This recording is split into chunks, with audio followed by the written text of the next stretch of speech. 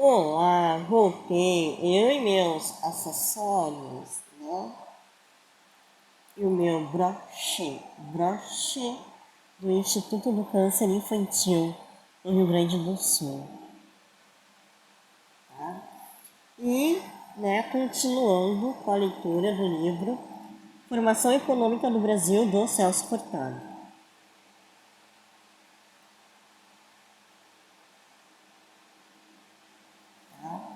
Lembrando que eu estou lendo a parte 4, Economia de Transição para o Trabalho Assalariado, século XIX. Capítulo 17. Passivo colonial, crise financeira e instabilidade política. O capítulo 17, ele tem 11 parágrafos, né? E hoje eu vou ler o parágrafo número 5. Né? Lembrando que as relações comerciais entre Portugal e Inglaterra.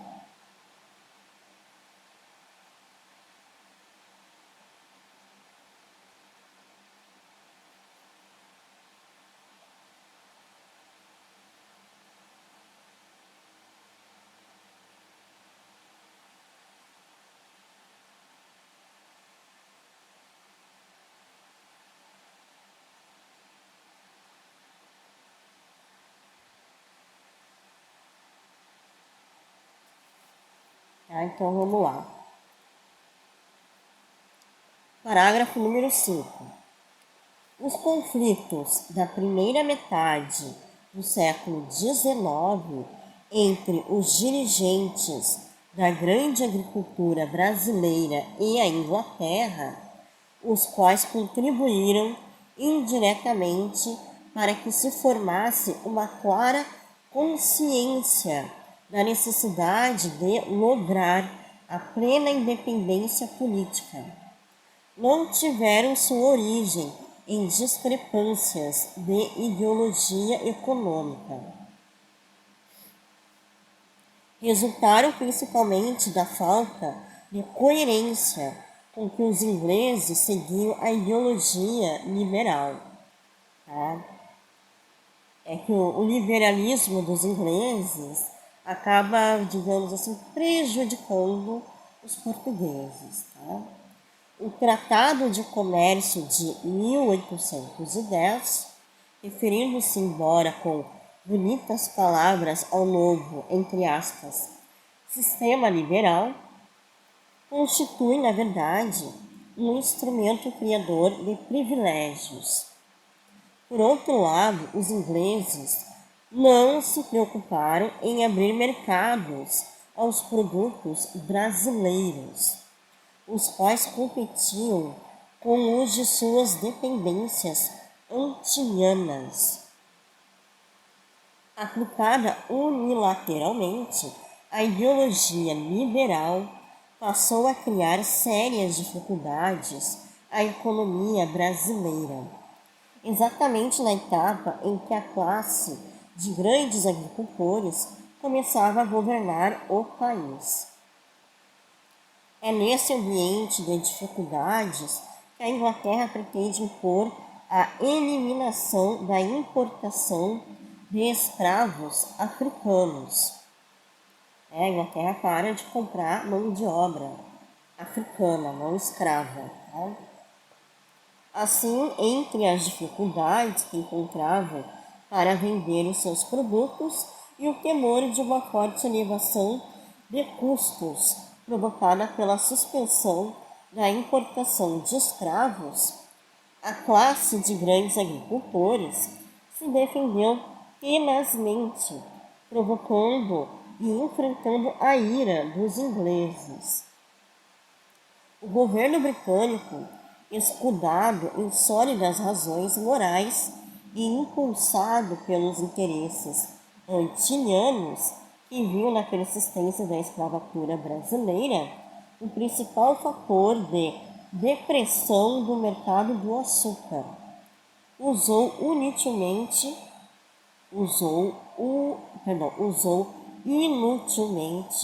todos os meios a seu alcance para terminar com o tráfico transatlântico de escravos. Tá? Ou seja, o que o Furtado está dizendo? Tá? Que a Inglaterra percebeu a crise financeira dos portugueses, que era a compra de escravos. Tá? E os portugueses não aceitavam o fim da escravidão. Tá? Porque assim, é uma época de guerras na Europa. Tá? Se a gente for ler os capítulos anteriores, ele destacou algumas guerras na época, né? Entre França e a Holanda, eu acho. Não sei, França e Inglaterra, não sei. Sei que tinha algumas guerras que prejudicavam também o comércio, tá? E a Inglaterra acabou vendo que comprando a mão de obra escrava acabou ficando muito mais cara do que tu pagar o salário para um trabalhador, tá? Valia mais a pena terminar com a mão de obra escrava na época do que valia muito mais a pena terminar com a mão de obra escrava do que continuar comprando os escravos. Estava muito mais caro comprar escravo na época de guerra, tá? E não valia a pena, aumentava os custos. E os agricultores portugueses não queriam se rebaixar e tirar a mão de obra escrava. Eles preferiam comprar mão de obra escrava. E isso que gerou a depressão na visão dos ingleses à economia de Portugal. Tá? E a economia do Brasil, com a utilização ainda da mão de obra escrava. Tá? Então era muito mais caro em época de guerra comprar mão de obra escrava. Tanto que tem algum capítulo anterior Furtado mesmo, diz com a elasticidade, né? Isso eu acho. Ele usa a elasticidade da oferta em relação à mão de obra escrava. Alguém lembra do capítulo? No capítulo anterior ele começa a falar disso aí. Era muito mais caro a mão de obra escrava, tá? E isso gerava um aumento, gerou depressão na economia. Na Europa. Vou ver se eu acho aqui a parte da oferta. Tá tão riscado isso aqui, eu já nem acho mais. Olha, eu não lembro qual foi o capítulo. Foi eu aqui olhando aqui o livro, vê se eu acho aqui. Fluxo de renda e crescimento. A economia escravista, ó. Deixa eu ver aqui.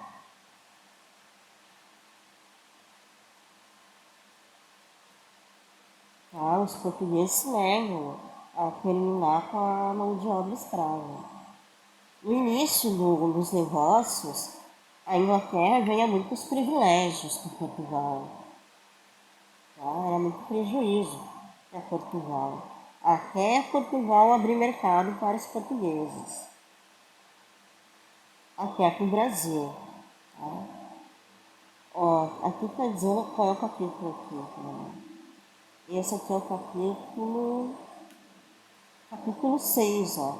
Consequências da penetração do açúcar nas Antilhas. Capítulo 6, parágrafo 9.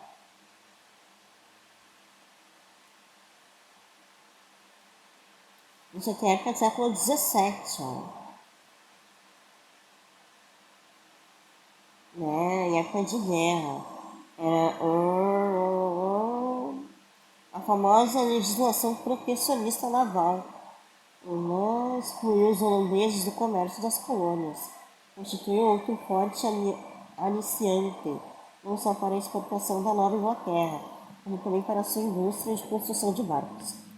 Aí tinha a época por último, um prolongado período de guerras, que a Inglaterra manteve com a França, tornou precário o abastecimento das Antilhas, com gêneros europeus criando para os colonos do norte a situação favorável de abastecedores regulares das ilhas inglesas e ocasionais das francesas. Eu queria lembrar da elasticidade. Da mão de obra escrava, o Paulo fala da mão de obra escravo usando a elasticidade.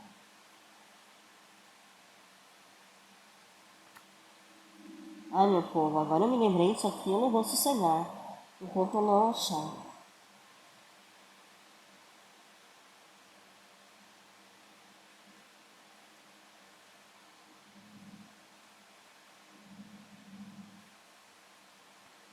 Já tem 10 minutos de vídeo aqui, tá gravando.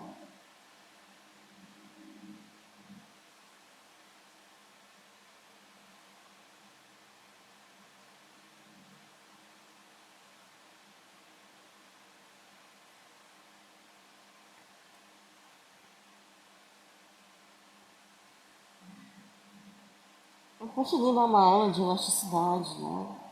Dando a teoria, dando a fórmula, né? Aqui é antes do capítulo 6, né?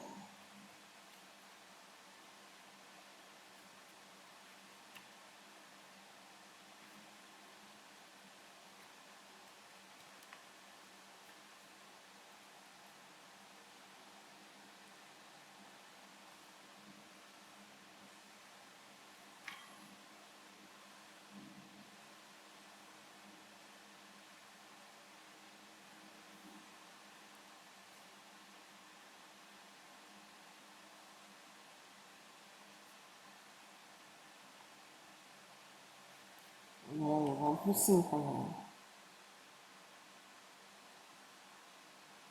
Eu tô olhando assim por cima no capítulo 5. Mas eu acho que foi bem no início, né, que eu falei da elasticidade.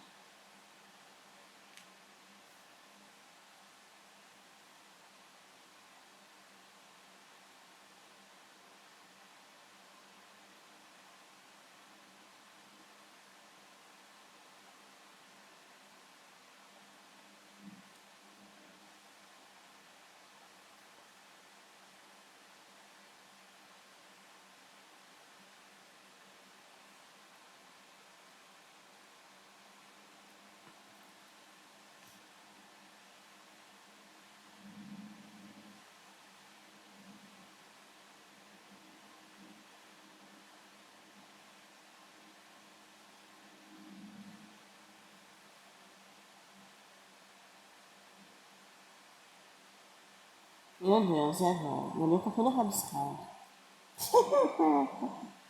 Que droga, eu não vou achar aqui no povo. Eu não lembro qual foi o capítulo que eu falei, que eu li no Furtado, que ele usa a elasticidade da oferta, da mão de obra escrava, na economia de Portugal. Tá?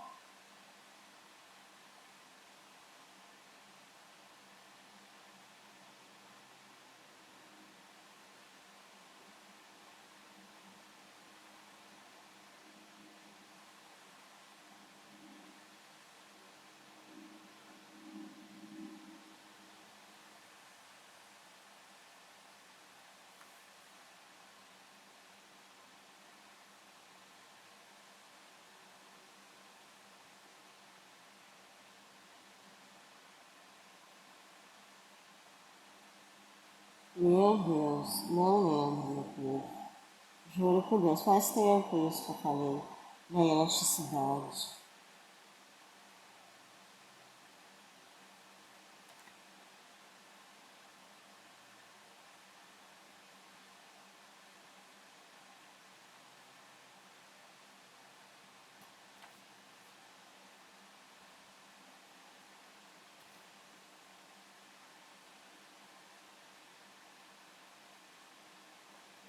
É, eu não lembro, agora quem está acompanhando desde o início deve lembrar, né? Mas eu lembro.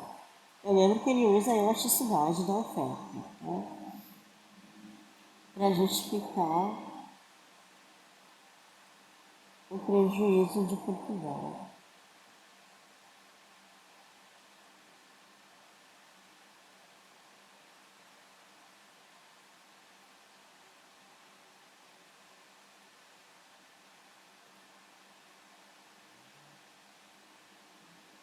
É, não lembro, tá? Mas ele fala da elasticidade da oferta. Não sei qual é o parágrafo, não lembro qual é o capítulo. Faz tempo já que eu falei da elasticidade. Ó Senhor, Deus de amor, pobrezinho, nossa lei é muito amor. It's very love, it's very love. E é muito amor entre o Mark, como é que é o nome do dono do Facebook, hein? Mark Zuckerberg, como é que se fala o nome dele? O Mark do Facebook e do Elon Musk, né? Querem lutar porque querem lutar, não sei porquê. Tô competindo em relação às redes sociais. Um diz que vai ter luta, outro diz que não vai ter. Eu já cheguei a ler que ia ter luta até na Itália. Eles iam fazer luta na Itália. Aí eu confirma pra mim, hein? Vai ser tão um circo na Itália.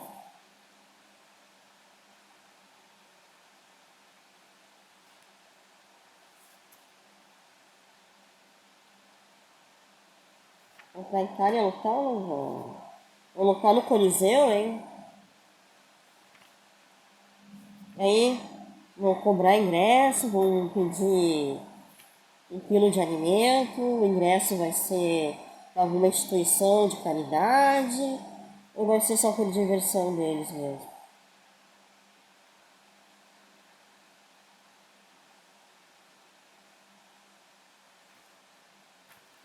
Ah, e agora? E agora?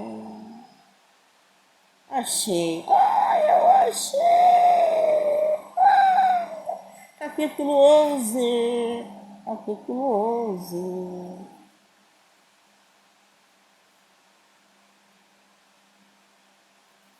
Aqui no 11 ele fala inelástica.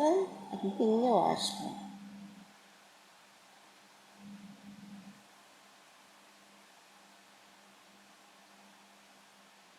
Gente, eu achei, meu Deus. Deus é pai, não é padrasto. Ele fala que na inelástica. Oferta era totalmente inelástica. Vamos ver aqui. Hum,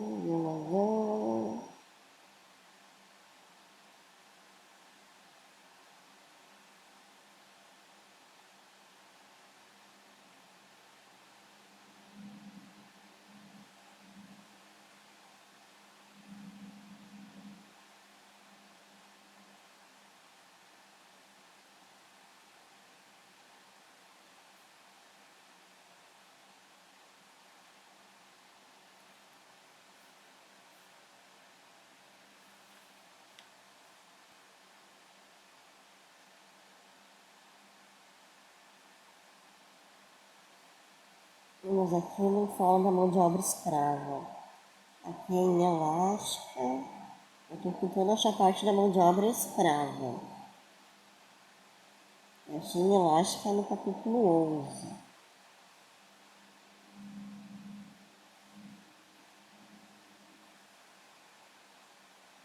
Só falta terminar meu tempo aqui de vídeo.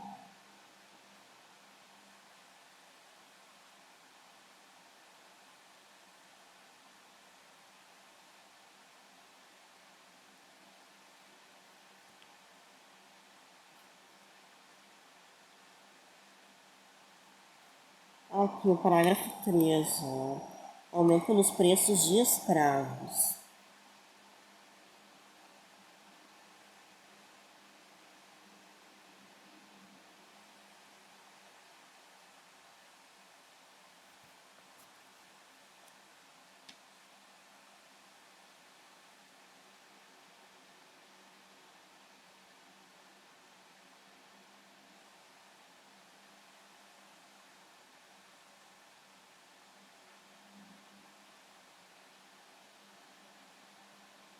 Meu Deus do céu, tá tudo rabiscado aqui.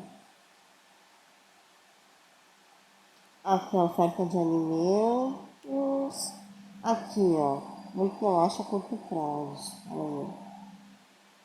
Hum,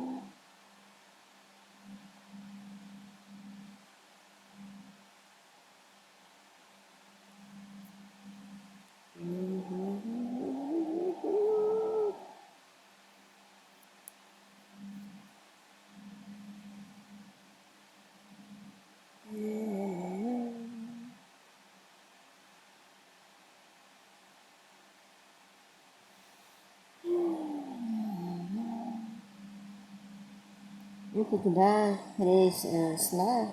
É isso aí.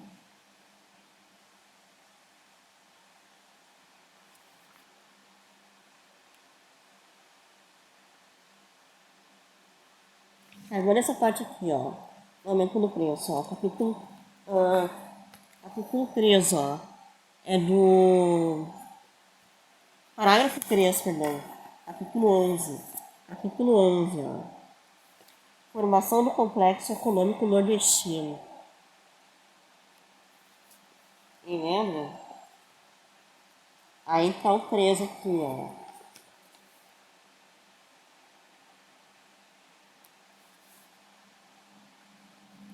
Tá?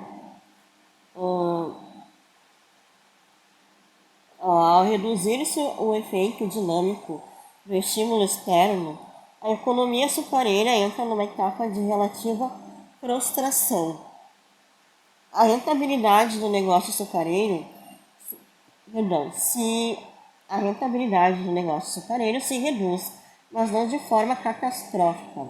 Os novos preços ainda eram suficientes altos para que a produção de açúcar constituísse para as Antilhas o magnífico negócio que era.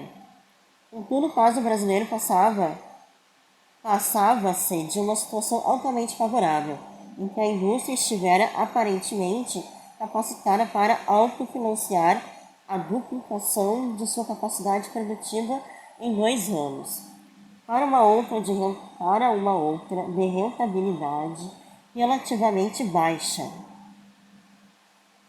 A situação, a situação fez mais grave no século XVIII. Século XVIII, aqui no capítulo 11, tá? No século XVIII, em razão do aumento nos preços dos escravos e da imigração da mão de obra especializada determinados pela expansão da produção de ouro. Tá? Então, no século XVIII já tinha um aumento muito alto no preço dos escravos. Tá?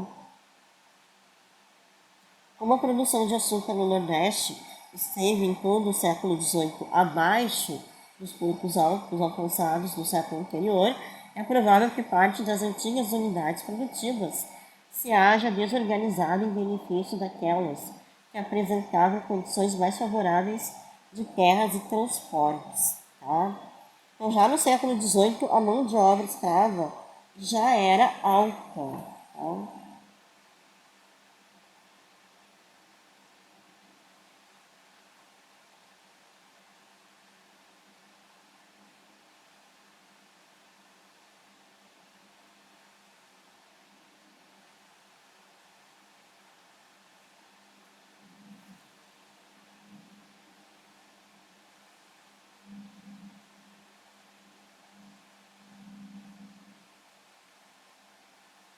Então aqui é século XVIII. Tá? Eu vou. Tem 23 minutos aqui de vídeo. Eu estou estipulando aqui o livro. Porque o livro do Furtado é uma mistura, né? O, do, do que aconteceu em cada período. Mas é meio confuso, mas é por século o livro do Furtado. Tá?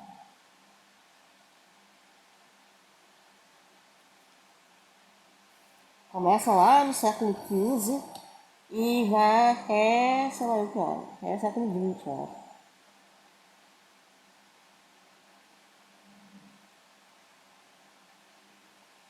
Começa tudo no século XV. Tá? Então aqui, ó, a gente está lendo agora o capítulo 17, né? Então os ingleses queriam tirar a mão de obra escrava de Portugal. E eles não aceitavam. E já no século XVIII, a mão de obra escrava já era cara naquela época. E era guerra entre França e Inglaterra no século XVII. Tá? Então, como é época de guerras, a briga agora dos portugueses com os ingleses é a mão de obra escrava. A economia liberal deles termina com a mão de obra escrava. Né? E Portugal continua com a mão de obra escrava no Brasil. Tá? E até em Portugal. Tá? Mas é isso aí, começa com privilégios para a Inglaterra, porque Portugal é inferior à Inglaterra, lembrando que são 3 países da Europa que são os principais países mais ricos, da Europa, que é França, Inglaterra e Holanda, né? E até no século XIX a Inglaterra ainda é uma das mais ricas, né? Então Portugal é inferior à Inglaterra, tá? Mas a economia liberal da Inglaterra prejudica bastante Portugal, tá? Por causa dos agricultores portugueses que não querem abrir mão da mão de obra escrava, porque eles não têm mão de obra qualificada, né, para trabalhar para Portugal. Tá? Eles não querem pagar salário para os funcionários. Para eles é mais fácil dar o que comer, o que vestir para um escravo do que pagar salário para uma pessoa da Europa. Então, é isso aí, tá, meu povo? Então, hoje eu acabei de ler o parágrafo número 5, tá? Do capítulo 17. Passivo colonial, crise financeira e estabilidade política. Tá? E a gente está no século XIX. Nós já saímos do século XVIII. Então fica pendente o parágrafo número 6.